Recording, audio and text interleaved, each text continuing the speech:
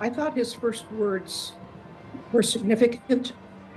He began by evoking scripture, by evoking the text from the Gospel of John, in which Jesus returns to his disciples and says, "Peace be with you." And then evoking the presence of Pope Francis at St. Peter's Basilica with the crowds on Easter Sunday morning. And I thought that was a certain linkage over time between the greatest feast of the Christian liturgical year, which is Easter Sunday, and this message of peace and that evil will not prevail. That's one of the things that the new Pope has said in this probably hastily composed greeting that he gave. One of the other things that he said that I thought also evoked Pope Francis, is that dialogue is a bridge that we must use in bringing people together and in working for peace and justice. So it seems to me he really sets himself in the tradition of Pope Francis in particular. The fact that he has spent most of his priesthood in Peru and in Rome means that while he is an American from the great city of Chicago, he is an international person. He has a global experience. I think the fact that he was in South America, in Peru for a long time, that he chose to speak in Spanish and to refer to the people of his diocese there. I think these are all signals that this is a man who has a global vision in a time when there is so much division in our world, within our nations, but also between our nations. Now, that doesn't magically heal the world, but it's important that he is an international person. Professor, you're pointing to... Go ahead. I was going to say, Professor, you've pointed to Pope Leo as someone with an international focus and orientation, much like his predecessor. Pope Francis had taken an ecumenical approach, reaching beyond the boundaries of the Christian church to other faiths. Will we expect his successor to continue that effort? I certainly hope so, and I think his notion of dialogue as a bridge is key here. And he spoke on more than one occasion in that short reading about all men and women, brothers and sisters, all.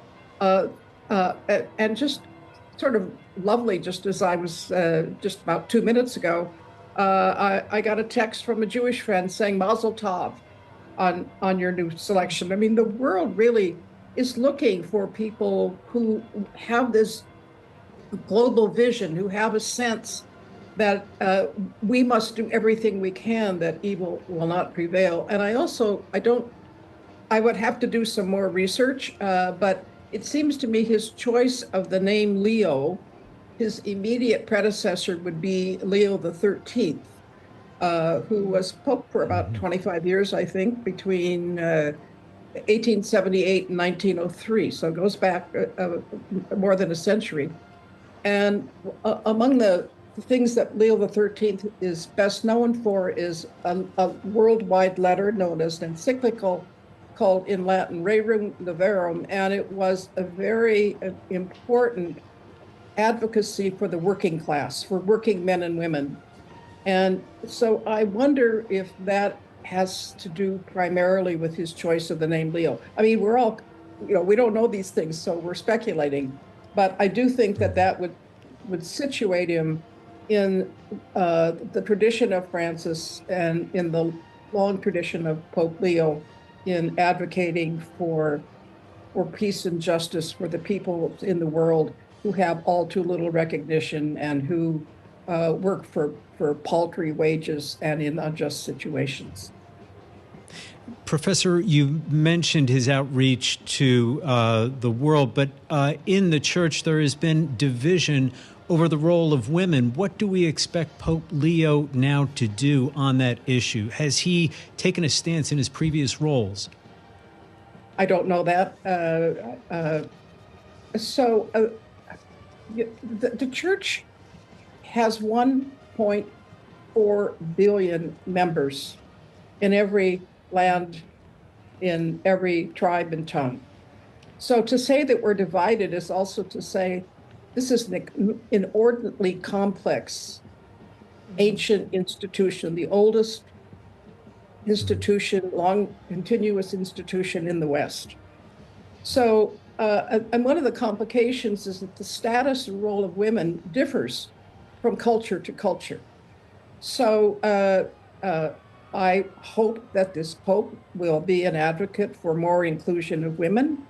I feel very, very strongly that until the church is much more the church it claims to be, a church that welcomes everyone, that uses the gifts of women for leadership, that it will be a lesser church. So, but what exactly, I think, Pope Francis had real opposition. I would say enemies. And I'm not sure he had the political capital, if you will, to do more for women. I also think he had some pretty traditional notions of women. I don't know what our new Pope's experience has been.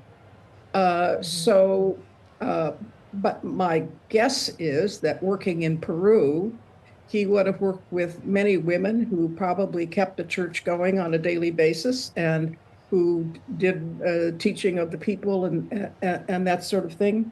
I hope the first thing that will happen, but in terms of an ordination, will be the ordination of women as deacons. We know that historically that is a given in the church. But this has to work by the sort of the leadership in various nations, and we know that in many cultures women have a very inferior place. So how this exactly is going to happen, I think it's going to happen with encouragement, and particularly in certain countries where women are more prepared for leadership. Well, and as we consider the church's approach to women in leadership is one thing, but you allude to some of the resistance Pope Francis ran into on other issues, other social issues, including the church's approach to LGBTQ individuals. And I wonder, Professor, if you could elaborate on where you think that ongoing dialogue might go from here under Pope Leo XIV. Again, because I don't really know the thinking of the new Pope, or I don't really know. He hasn't been one of those that's been talked about so much as papabili. I hope, because the fact that he sort of put himself in the tradition of Francis, it would seem to me that he would be open much to what is necessary, which is a more inclusive church. So many of us live in nations where there are leaders that stoke divisions, and the role of the Pope is to be someone who calls us together. And not necessarily, I'm not meaning everybody should become a Catholic trying to convert people, but who has a vision for how the world could really be. And I think one of the great things that Pope Francis was his encyclical Laudato Si on the environment, in which he begins by saying the earth is our common home. And I think that I teach at a historically Protestant seminary that is ecumenical and now interreligious. And I would say that his encyclical made a profound effect on many people in our seminary community who are not Catholic, but could see the wisdom and really the prophetic character of Laudato Si. So the Pope speaks, yes, to and within the church, but what the Pope says is heard by many others, and the Pope has he has a microphone. He has Yes, people in the world paying attention. He doesn't just work as an internal bureaucrat. And he will be trying to send a message to the world with his first trip outside Rome, where do you think he will be putting his greatest stock and his first investment? We saw, for instance, Pope Francis visit an island off the Italian coast to highlight the plight of migrants. But what would this new pope's priority perhaps be? That's an excellent question. And I don't really know. I'd have to really think about this. I suspect it would be probably something to do with workers. It might be among immigrants, because and migrants, these issues have certainly not gone away. I think that it would be a very interesting exercise for everybody in the church to talk about what this should be.